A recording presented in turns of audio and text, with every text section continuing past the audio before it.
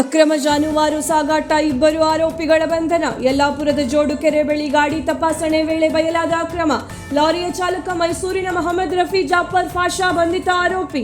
ಹುಬ್ಬಳ್ಳಿ ಕಡೆಯಿಂದ ರಾಷ್ಟ್ರೀಯ ಹೆದ್ದಾರಿ ಮೂಲಕ ಕೇರಳದ ಕಸಾಯಿಖಾನೆಗೆ ಸಾಗಿಸಲಾಗುತ್ತಿದ್ದ ಜಾನುವಾರುಗಳು 12 ಹೋರಿಗಳು, 4 ಕೋಣಗಳು, 3 ಎಮ್ಮೆ ಸೇರಿದಂತೆ ಒಟ್ಟು 19 ಜಾನುವಾರುಗಳ ರಕ್ಷಣೆ. ದಾಳಿ ವೇಳೆ 4,85,000 ರೂಪಾಯಿ ಮೌಲ್ಯದ ಜಾನುವಾರು ಹಾಗೂ 6 ಲಕ್ಷ ರೂಪಾಯಿ ಮೌಲ್ಯದ ಈಚರ್ ಲಾರಿ ವಶ.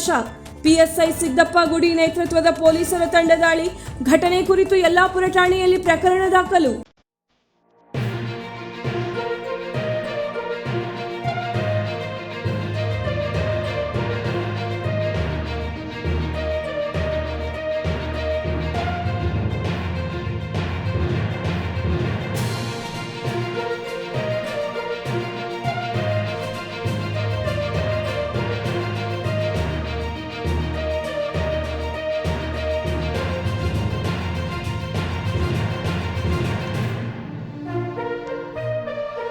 ವೀಕ್ಷಕ ಮಹಾಪ್ರಭುಗಳೇ, ನಮ್ಮ ಚಾನಲ್ ಅನ್ನು ಸಬ್ಸ್ಕ್ರೈಬ್ ಮಾಡಿ, ಶೇರ್ ಮಾಡಿ, ಪ್ರೋತ್ಸಾಹಿಸಿ.